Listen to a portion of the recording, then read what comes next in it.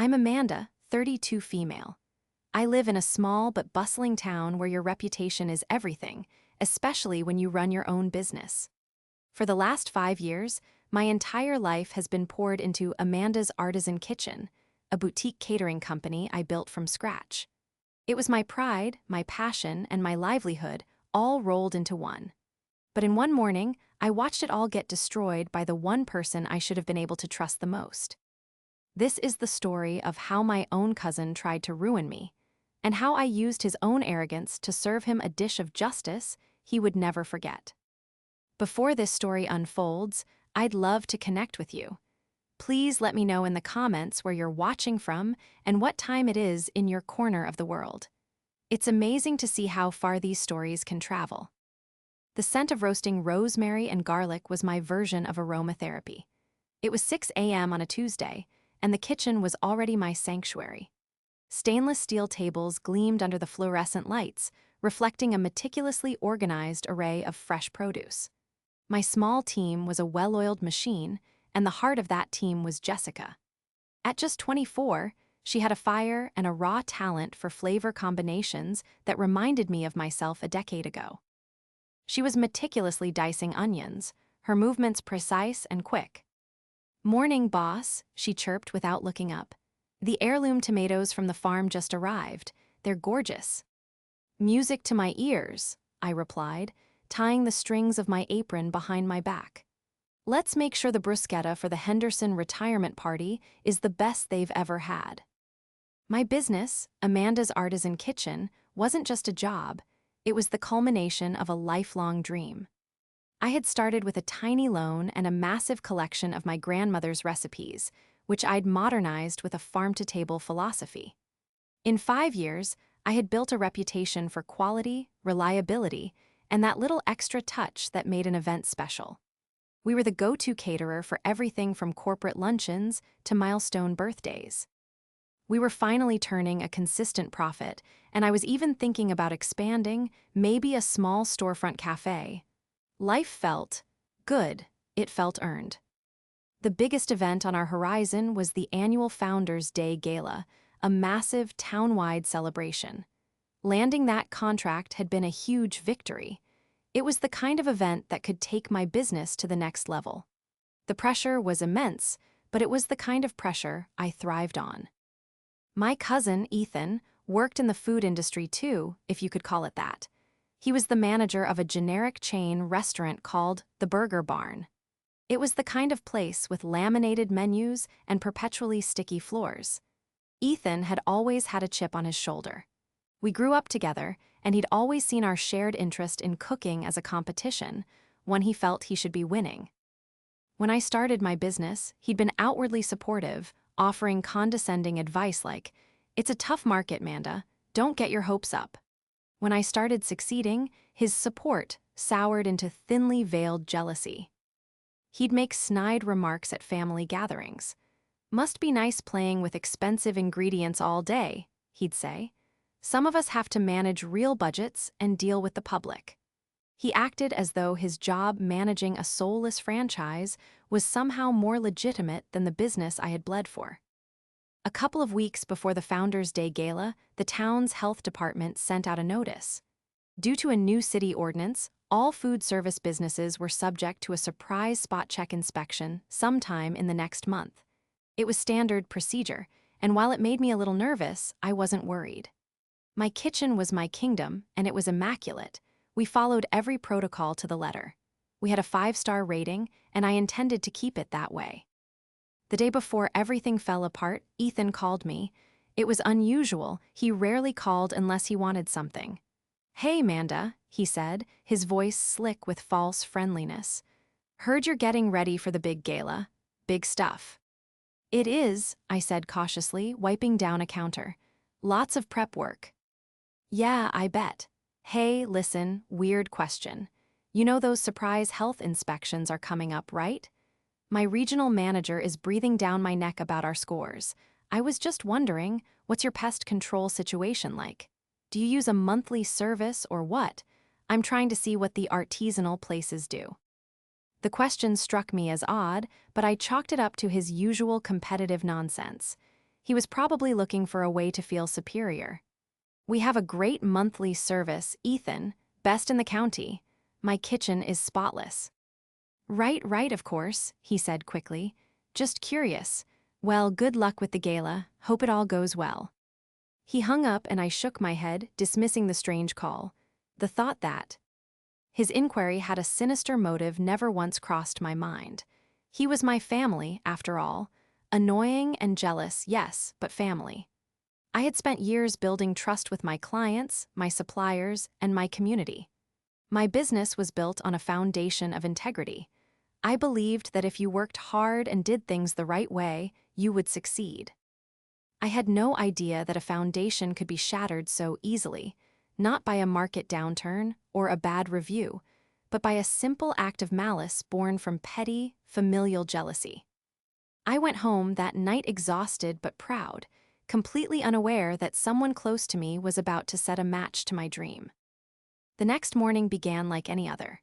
The air was crisp with the promise of autumn, and I arrived at the kitchen just as the sun was beginning to cast a golden glow over the quiet streets. Jessica was already there, humming to the radio as she organized the spice rack. The familiar, comforting rhythm of our pre-opening routine was a balm to my soul. We had a tasting scheduled for a new wedding client at 11 a.m., and the rest of the day was dedicated to prep for a weekend charity auction. At exactly 8:05 a.m., the bell above the kitchen's front door chimed. It wasn't a delivery driver, they always used the back. I walked out from the kitchen to the small office area to see a man in a crisp polo shirt with a city emblem embroidered on the chest. He was holding a clipboard. My heart did a little nervous flutter. "Good morning," he said, his tone professional and unsmiling. "I'm Robert Jones from the City Health Department. I'm here for your unannounced inspection."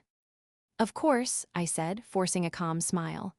"Welcome, Amanda's Artisan Kitchen. Please come on back, we're proud of our standards here." Deep down, I was confident. I knew my kitchen. I knew our processes. Every surface was sanitized nightly. Every ingredient was dated and stored at the correct temperature. I led him into the main kitchen area, where Jessica gave him a polite nod before turning back to her work. Mr. Jones started his inspection methodically. He checked the temperatures of the walk-in fridge and freezer, nodding slightly. He examined our food storage, the labels, the dates. Everything was in perfect order. He ran a gloved finger along the high shelves, finding no dust.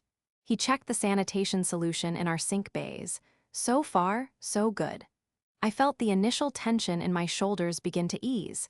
This was going exactly as I expected. He then moved to the dry storage pantry, a small walk-in closet off the main kitchen. This was where we kept our flour, sugar, grains, and canned goods. Everything was on wire shelving, 6 inches off the floor, just like the code required. He clicked on his flashlight, its bright beam cutting through the dim light. He scanned the shelves, then the corners of the room. And then he stopped. The beam of his flashlight froze on the floor, right behind a large bag of rice. "Ma'am," he said, his voice suddenly sharp and serious, "I need you to come here." I walked over, my stomach tightening.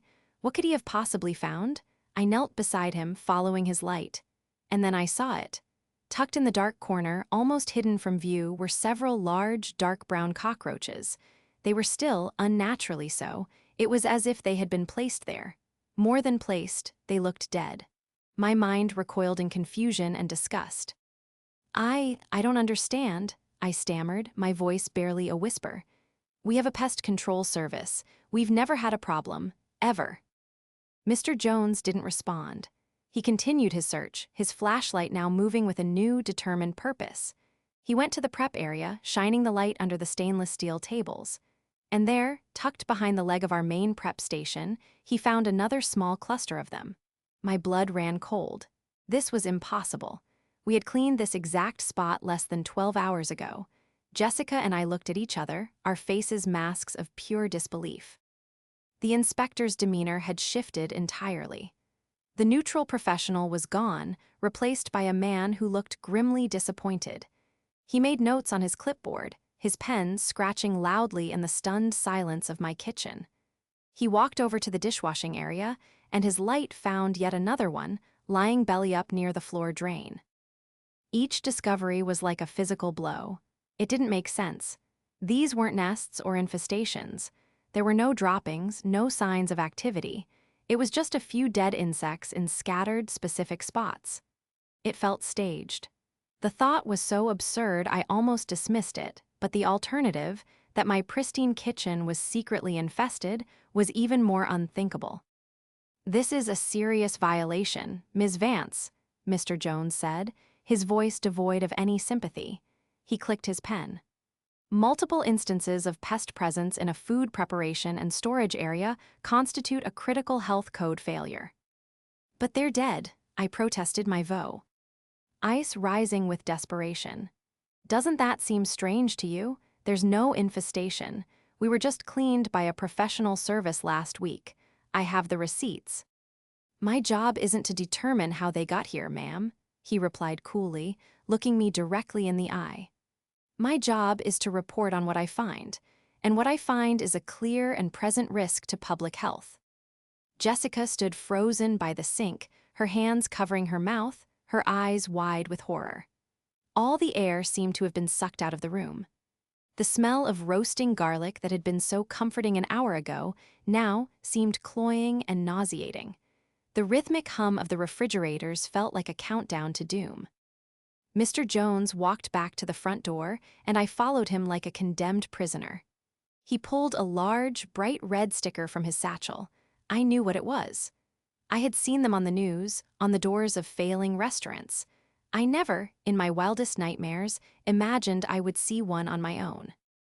"Due to the critical violations found today," he announced formally, "Amanda's Artisan Kitchen is hereby ordered to cease operations immediately. This notice must remain posted until a full-scale extermination is completed and a follow-up inspection is passed." He peeled the backing off the sticker and pressed it firmly onto the glass of my front door. The red was so vibrant it felt like it was burning a hole through the glass, through my business, through my very soul. An unwelcome surprise had become a full-blown catastrophe. Watching Mr. Jones place that red sticker on my door was an out-of-body experience. The bold, black letters, closed by order of the Department of Health, seemed to vibrate with a malevolent energy. For a few moments after he left, Jessica and I just stood there, staring at it from inside the kitchen.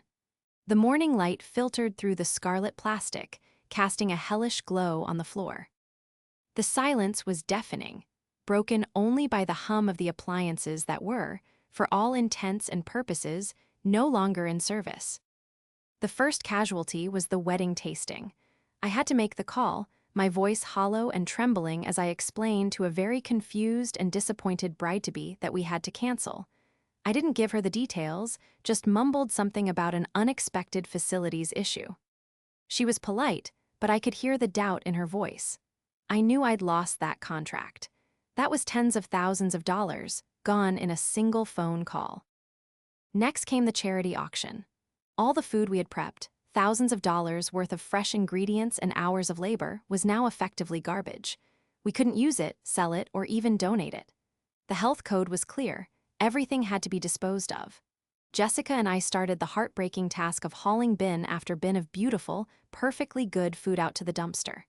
Every tray of canapés, every container of gourmet sauce, felt like a piece of my dream being thrown away. Jessica worked in silence, tears streaming down her face. "This isn't your fault, Amanda," she said, her voice thick with emotion. "I was here last night. We cleaned this place top to bottom. It was perfect. I don't understand how this could happen." "I don't either," I whispered, but a cold, dark suspicion was beginning to form in the pit of my stomach. The odd phone call from Ethan yesterday, his weirdly specific questions about pest control. It felt too coincidental to be a coincidence. But the idea that my own cousin, my own family, would do something so destructive was too monstrous to fully accept. Not yet. The financial reality hit me like a tidal wave. I had to call my part-time staff and tell them not to come in. I had no work for them. I had rent to pay on the kitchen space, bills for my suppliers, insurance, loans. The overhead was massive, and now my income had been cut off at the knees. A closure like this, even a temporary one, was a death sentence for a small business's reputation. Who would want to hire a caterer who had been shut down for cockroaches? The stigma would be impossible to erase.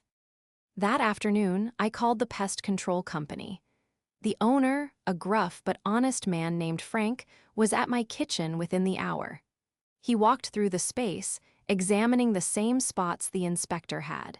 He looked at the dead insects Mr. Jones had left as evidence. Frank shook his head, a puzzled look on his face.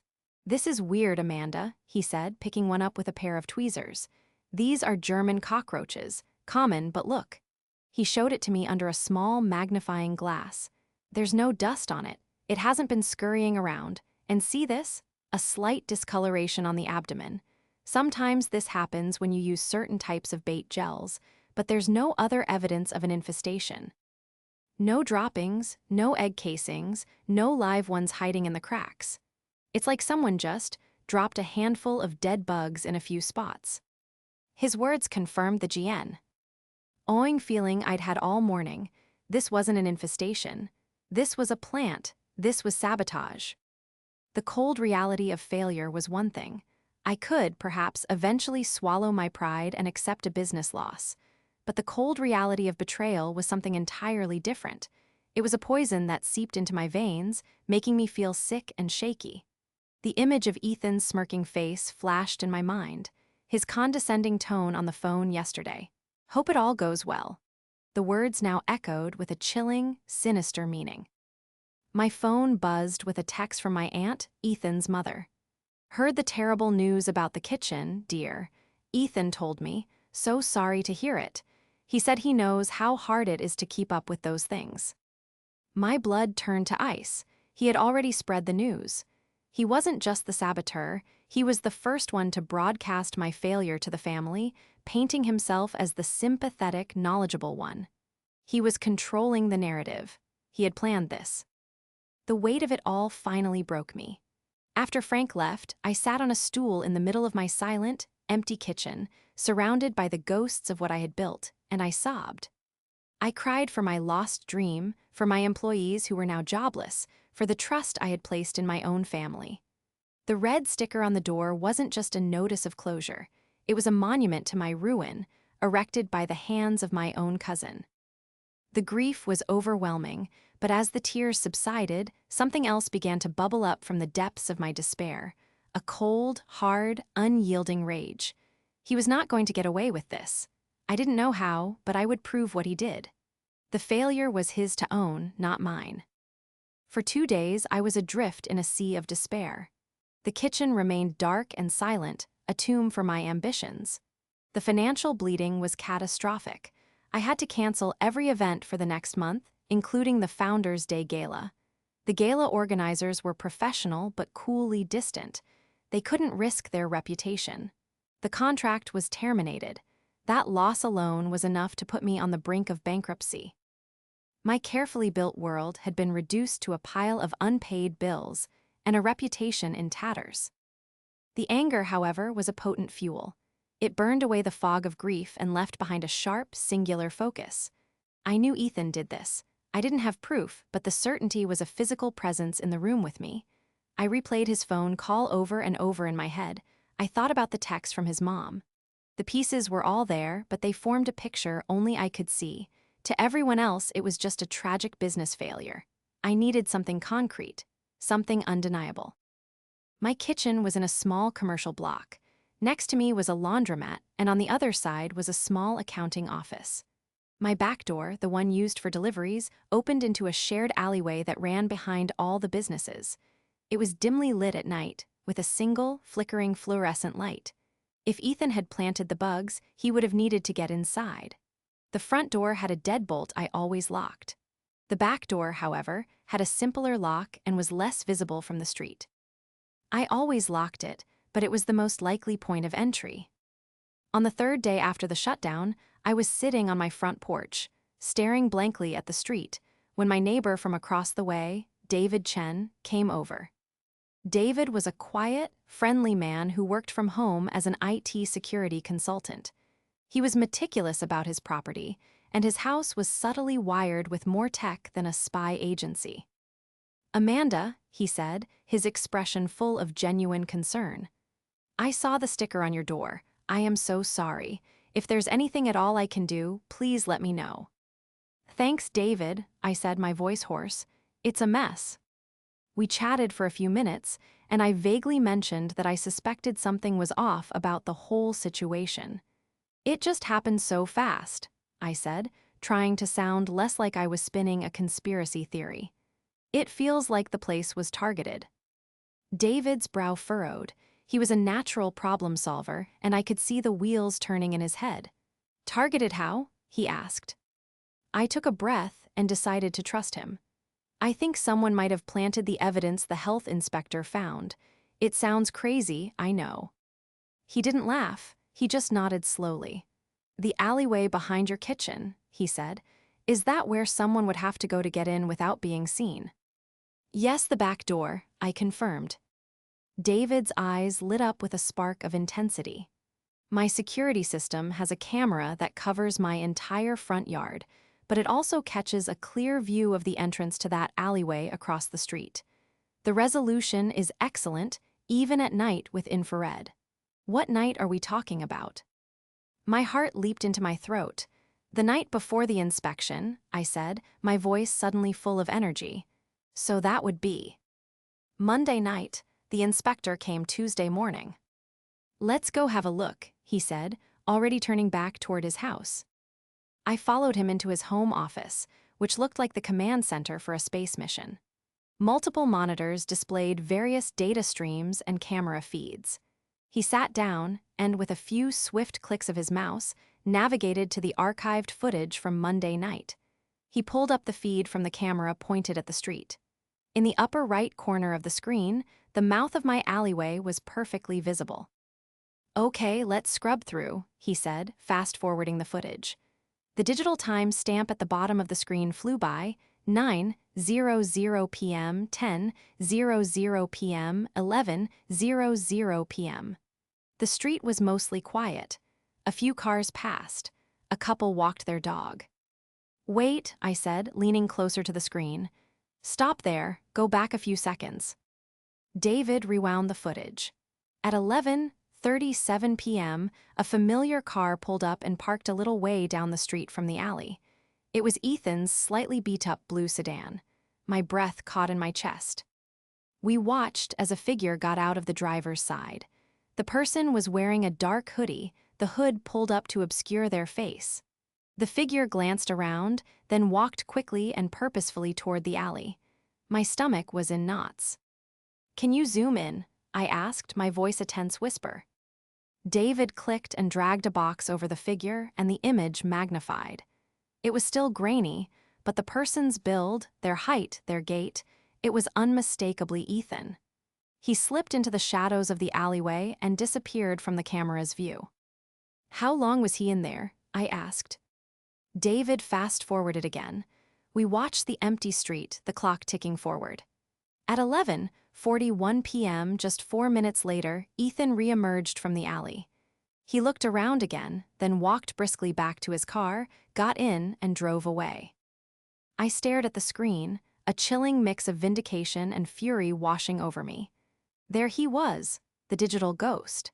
He wasn't inside my kitchen, but he was at the scene of the crime, at the right time, dressed to hide his identity. It wasn't definitive proof that he'd planted the bugs, but it placed him right where he had no business being, just hours before my professional life was incinerated. "David," I said, turning to him, my eyes burning with a new kind of fire.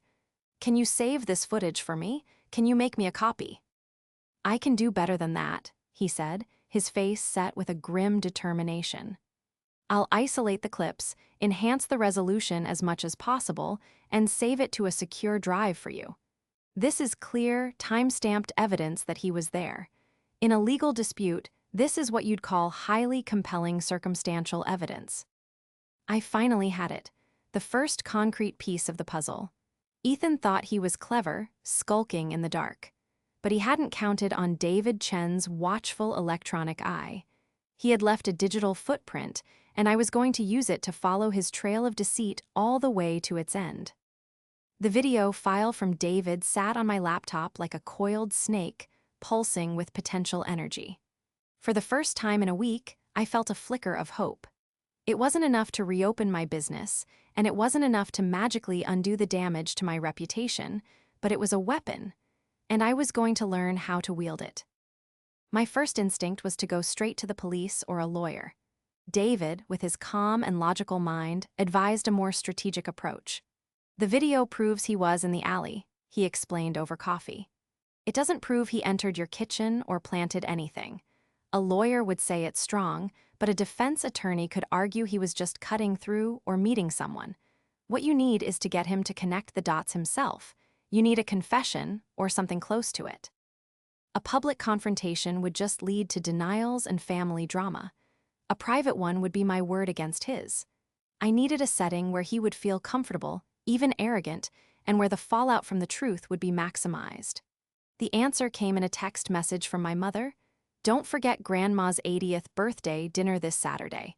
The whole family will be there. I know it's a hard time, but she'd be heartbroken if you missed it." The family dinner. It was perfect. It was the arena where Ethan had so often enjoyed making his little digs at me, where he performed his role as the realistic one to my dreamer. It was on his home turf, surrounded by the people whose opinions he cared about most. I would set the table for the truth, and he would be the guest of honor. My plan began to take shape. It couldn't be a simple accusation. It had to be a slow burn, a carefully constructed trap. I needed more than just the video. I needed to build a narrative that he would have no choice but to react to. My first step was to play the part of the defeated victim. I called my aunt, Ethan's mom, and tearfully told her how devastated I was. I mentioned that the pest control company was baffled and that they found no signs of a real infestation. I planted a seed of doubt. "It's just so strange," I said, my voice cracking convincingly. "It's almost as if someone put them there." I let that hang in the air before thanking her for her sympathy and hanging up. I knew she would repeat every word to Ethan. Next, I reached out to a cousin we both trusted, Sarah, who was a paralegal. I swore her to secrecy and showed her the video. She was horrified. "That's him, 100%, she confirmed. I asked her for a favor. I needed some official-looking, but ultimately fake, legal documents. She was hesitant, but when I explained my plan, she agreed that exposing Ethan was more important than any family squabble. Jessica, my loyal kitchen assistant, also played a crucial role. She started a rumor among our shared circle of industry acquaintances. She told them that I had hired a private investigator because the police weren't taking the business sabotage angle seriously. She let it slip that the PI had found interesting security footage from a neighboring business and was zeroing in on a suspect. The food service community in our town was small. I knew that gossip would travel faster than a grease fire and would inevitably get back to Ethan. The goal was to make him nervous. I wanted him to walk into that birthday dinner feeling a low-grade hum of anxiety beneath his usual smugness. I wanted him to be wondering what I knew, but not so scared that he would bolt. The final piece of the plan involved David. He helped me set up a specific file on my phone, the video clip he had prepared. He also showed me how to mirror my phone's screen to a television, a simple piece of tech I'd use for the grand finale. By Saturday, the table was set. The legal documents Sarah had drafted were in my purse, a fake but intimidating cease and desist letter, and a mock civil complaint cover sheet listing John Doe as the defendant, citing commercial sabotage. The rumors had been circulating for 2 days. I had confirmation from another cousin that Ethan had heard about my private investigator and had been asking questions. I got dressed for the dinner, not in my usual comfortable clothes, but in a sharp, professional black dress. I felt like I was putting on armor. I looked at myself in the mirror.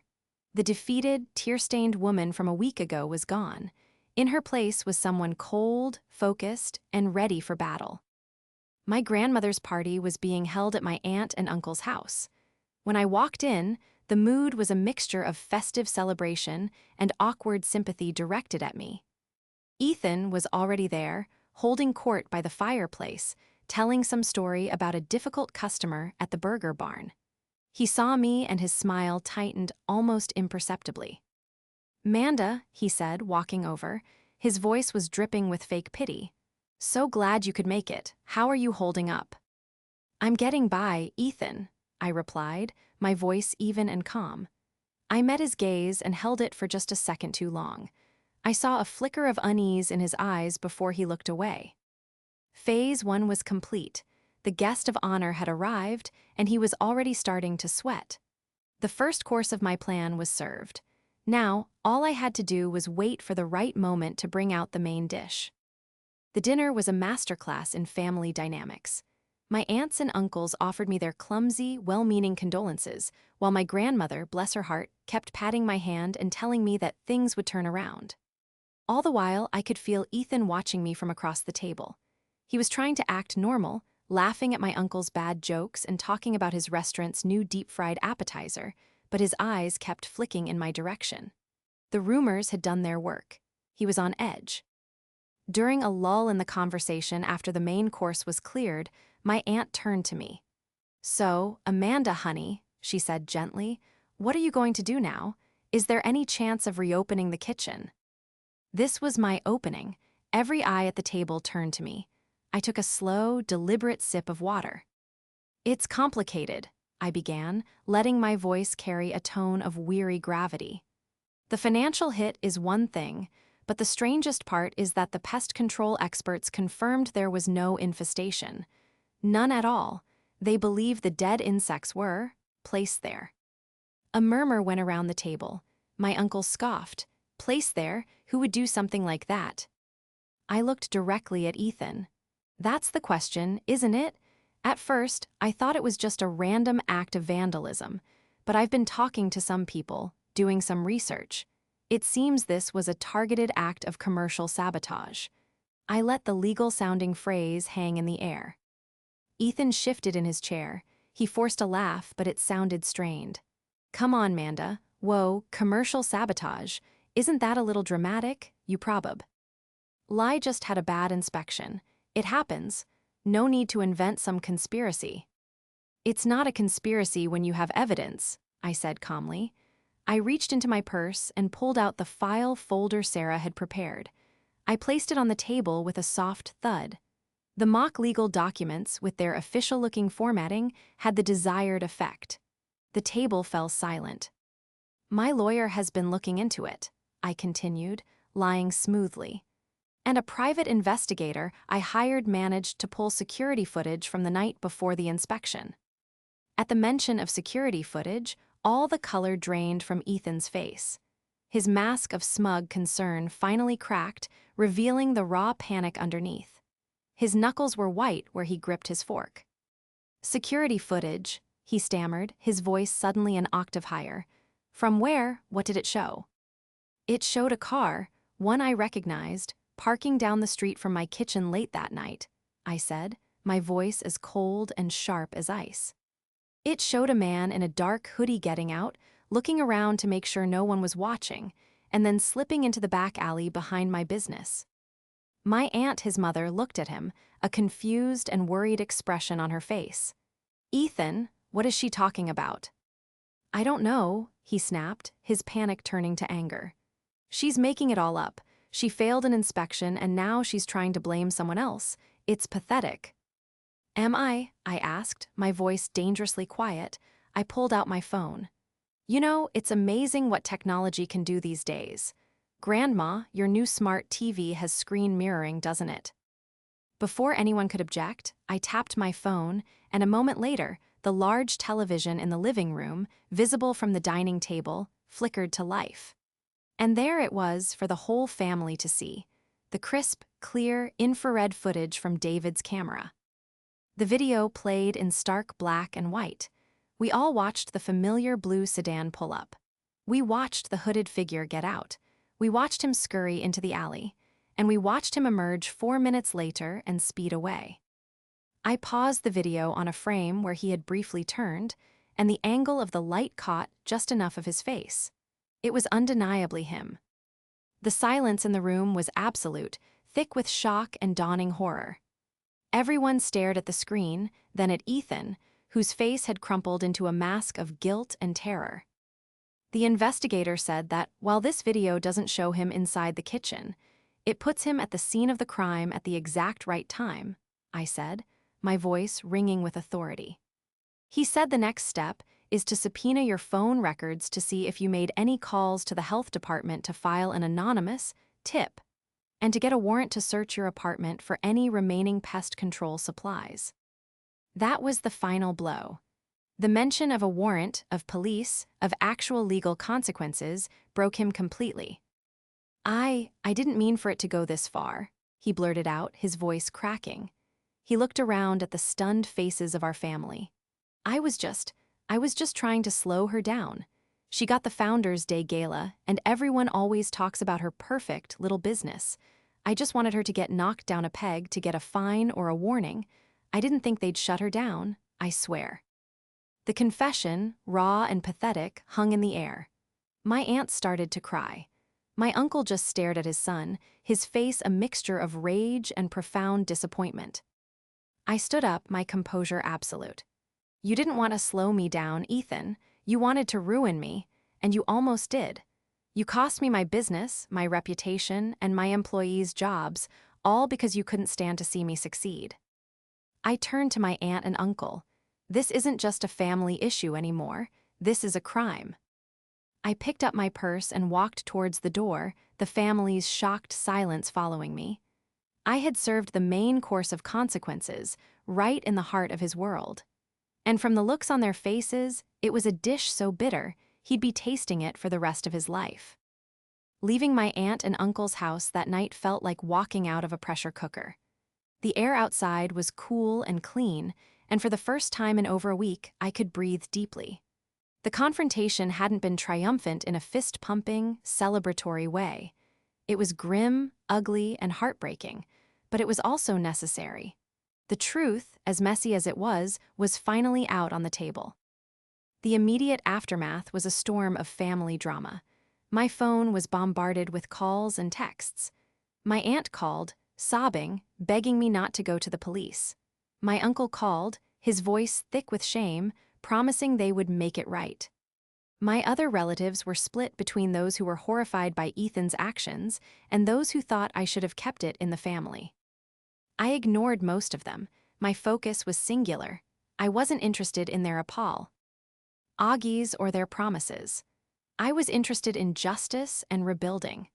I met with a lawyer the following Monday, armed with David's video and a written statement from my cousin Sarah, who was present at the dinner and witnessed Ethan's full confession. The lawyer was confident. We had a strong civil case for damages. He drafted a formal demand letter to Ethan and my uncle, who was the co-signer on Ethan's car loan, making him a tangible asset.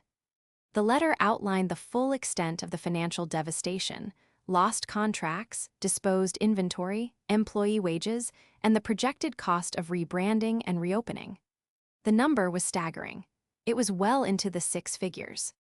We gave them two options: pay a settlement that would cover every single penny of my losses and provide a signed, notarized confession to be submitted to the health department, or we would proceed with a lawsuit that would make all the evidence, including the video, a matter of public record. Faced with public humiliation and a legal battle they would almost certainly lose, they chose to settle. It took a few weeks of negotiation, but in the end, my uncle took out a second mortgage on his house to pay for his son's crime. The money arrived in my account, a sterile digital transfer that represented so much pain and betrayal.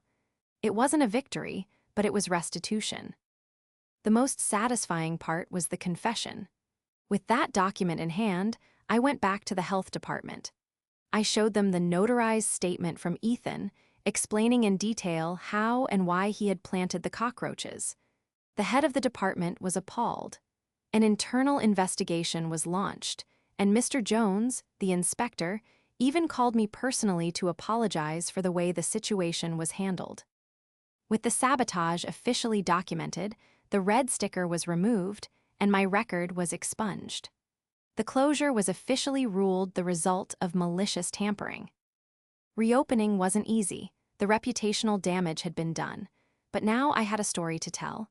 I didn't hide what happened. I leaned into it. I gave an exclusive interview to the local newspaper, which ran a story with the headline, "Local Caterer Sabotaged by Jealous Cousin Vows to Rebuild." The narrative shifted. I was no longer the owner of a failed, dirty kitchen. I was a victim, a survivor. The community, which had been so quick to whisper, was now just as quick to rally. Support poured in from the most unexpected places. Old clients called to rebook. New clients called, impressed by my resilience. The organizers of the Founders' Day Gala, having read the article, reached out and offered me a first right of refusal for the following year's event. Jessica came back to work immediately, her loyalty unwavering. We deep cleaned the entire kitchen, not because it was dirty, but because we needed a ritual to wash away the bad memories. We rebranded slightly, changing the name to Artisan Kitchen & Co. to mark the new beginning. As for Ethan, his life imploded. He was fired from his job at the burger barn after the story broke. The family was fractured. He became a pariah, the story of his petty jealousy and catastrophic actions forever attached to his name. The last I heard, he had moved to another state to try and start over, burdened by the massive debt he now owed his parents. I felt no pity for him, only a profound sense of sadness for the path he had chosen. 6 months later, Artisan Kitchen & Co. was more successful than ever. The ordeal had forged me in fire, making me a more resilient and shrewder business owner. One evening, as Jessica and I were locking up after a particularly busy day, my old neighbor David Chen stopped by. He held out a bottle of champagne. "I saw the lights on," he said with a warm smile. "Thought you might be celebrating." I looked around my bustling, pristine kitchen, filled with the aroma of baking bread and the promise of a bright future. "I think we are, David," I replied, my voice filled with a gratitude that ran deeper than he could ever know. Every single day. The dishes from that terrible chapter of my life had finally been cleared. The table was reset, and the future was a menu of infinite, beautiful possibilities.